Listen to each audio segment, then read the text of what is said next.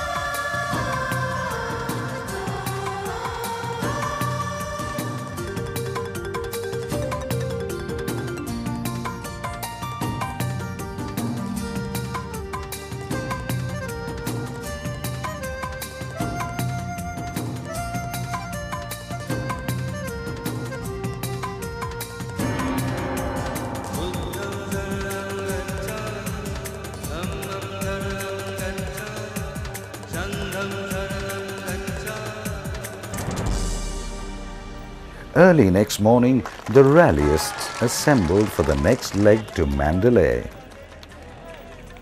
It began very well on a lovely road for about 150 kilometers.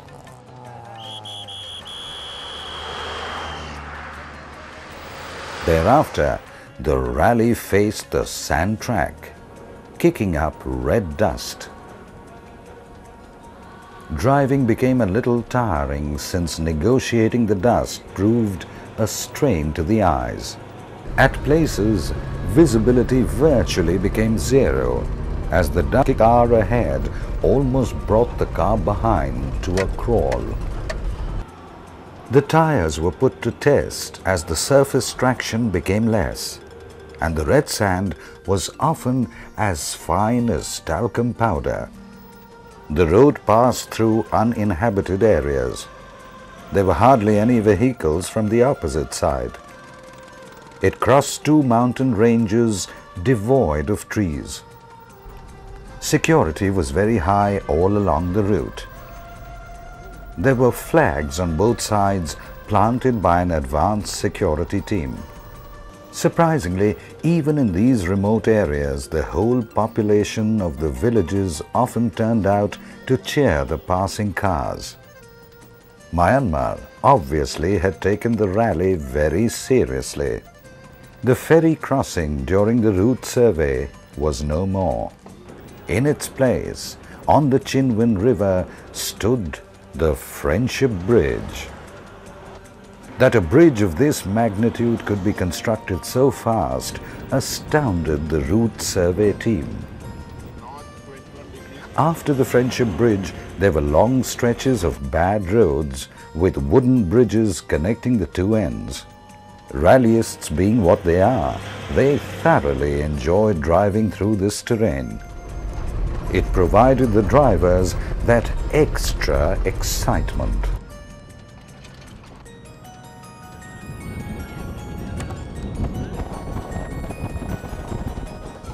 The crowds lining the roads were extremely disciplined and all waved flags. One really wondered whether they were there under some direction or whether curiosity had driven them to see this grand spectacle. A wonderful reception awaited the rally team at Manwa, a town where the rallyists stopped for lunch. Almost the whole town had turned up, waving and cheering, and the cultural extravaganza was gorgeous.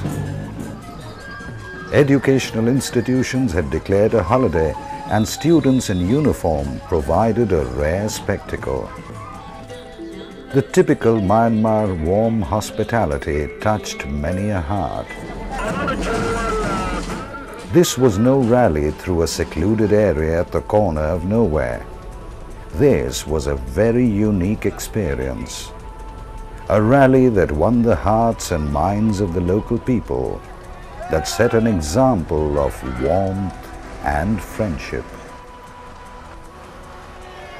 The night halt was at Mandalay. It is a hill resort and had all the facilities of five-star comfort. Mandalay is also known as the second capital of Myanmar. Even though the rallyists were tired after a long haul, the poolside dinner and the cultural delight injected a fresh lease of life. On 26 November, the next morning, the local military commander flagged off the rally at 5 a.m. After passing through the town, the rallyists hit the mountain road again. There were roads without parapet walls, and they were driving right into the sun.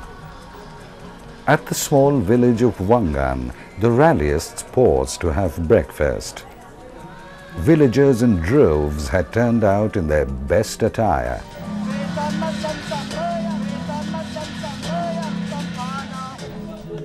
Folk dance and music reverberated in the air, and the rallyists thoroughly enjoyed every minute of their halt.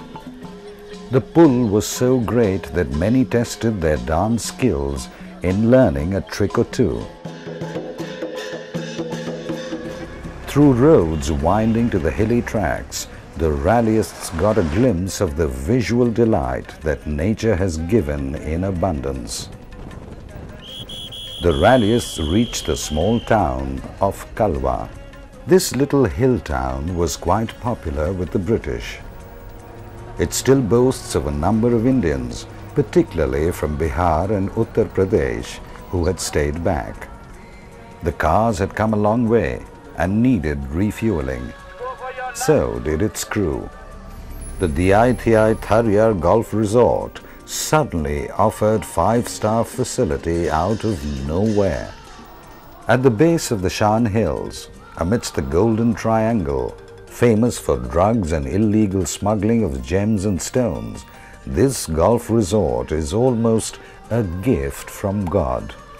Since clean fuel was not available en route, arrangements had been made at the golf resort for the refueling of the cars. Pumps, virtually mounted on top of Chinese trucks, showed how indigenously and efficiently things were being handled for the rally.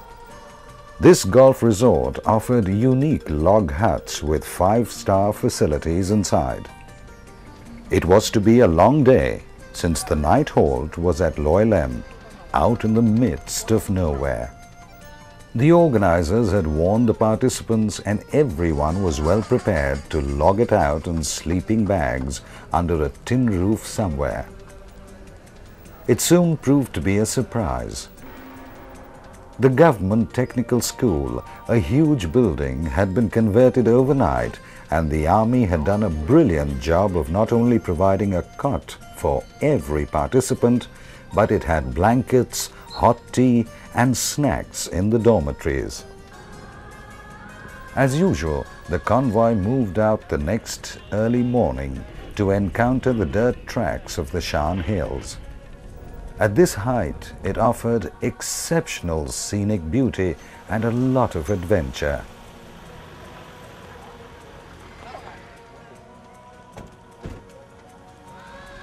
The road at places was slippery, with mud or clay surface, and the incline was pretty stiff, giving the vehicles hardly enough ground traction.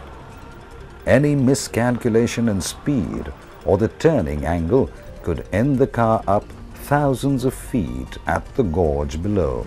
The road is very bad, so drive carefully.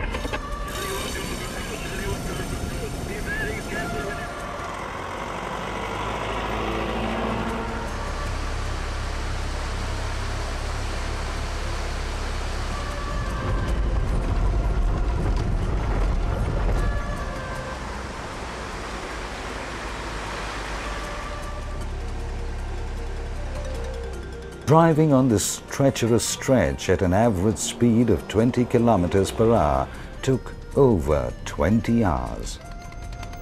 The next stop was at an average height of 5,000 feet.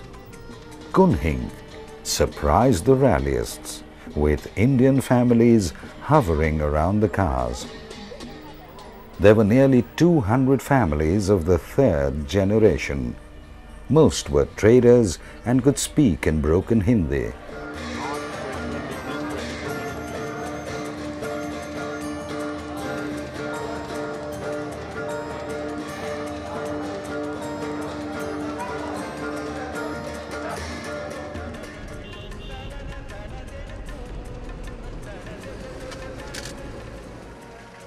Lunch just before the bridge at Takao was also quite an interesting experience.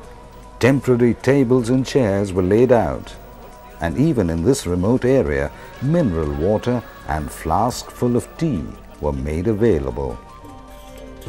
Here too, people had waited for hours to get a glimpse of the passing convoy. Driving skills were put to test when it had to cross a swollen river. For the first cars to cross, it was quite a nightmare, since no one knew what lay under the surface.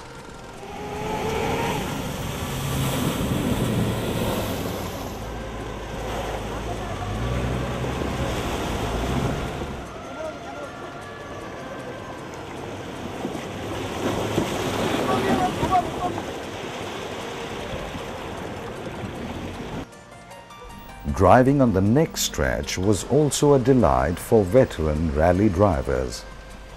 It had all the elements of good adventure.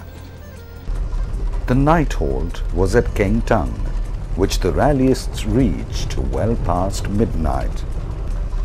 Driving through the mountain path in nearly freezing temperatures, with hairpin bends coming up without any warnings, without any parapet walls, with no lights whatsoever, proved a daunting experience. On 28th of November, the cars were flagged off by a Myanmar military general who arrived in a helicopter at a makeshift starting point in the outskirts of the town. Helicopters hovered above as the highway lay straight ahead, soon going into a mountain range.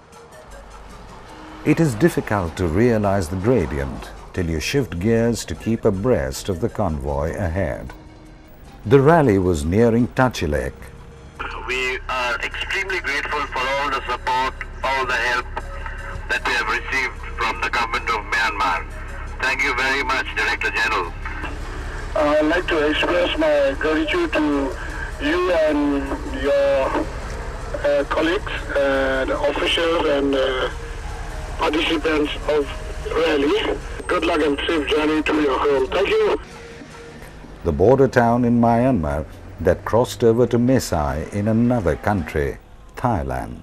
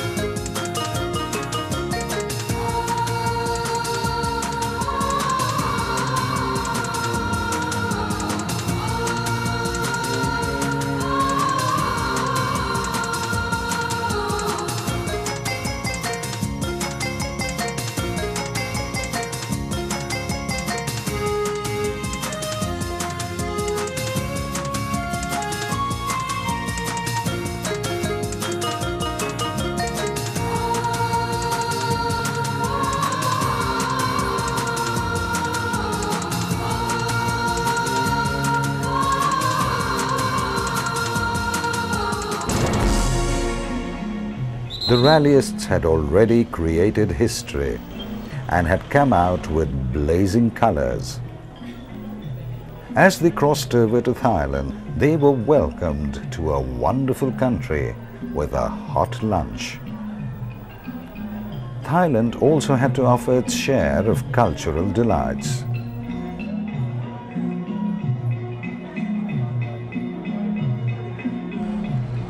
Thailand offered the rallyists a chance to hit their accelerators hard. From Payo to the Thai town of Pitsanlok, the road provided a rare opportunity to observe the best of road engineering. As huge trucks, SUVs and other cars gave way to the flashing lights of the lead convoy, one often wondered if the locals were missing not being part of this rally. Early next morning, the 29th of November, the rally turned east to move towards the border of Thailand and Lao PDR. There was a delay in the start, which everyone welcomed. After all, a forced rest after a long haul does bring a smile. Thailand gives much emphasis on preserving natural wealth and beauty, and almost every spread of forestland has been declared a national park. Driving on the superhighways became a great pleasure, and more often than not, co-drivers had to elbow and keep talking to the drivers to keep them away from boredom. One of the cars developed a snag here, and a local garage owner offered to repair it in 2 hours.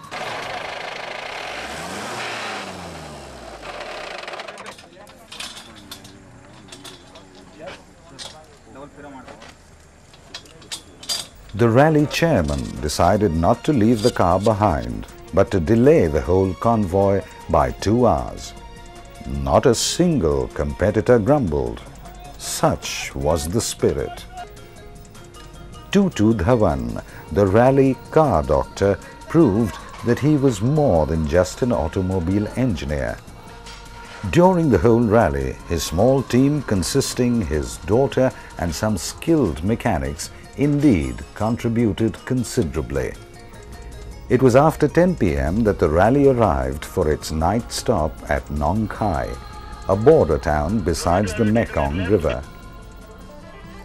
As had become the tradition, the reception committee had waited for the rally. The cultural show, along with the dinner, was exquisite.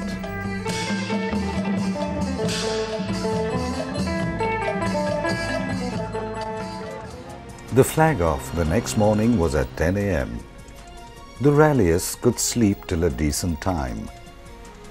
It was to be the shortest leg of the whole route, just about 90 kilometers. The rally was to cross to Lao PDR.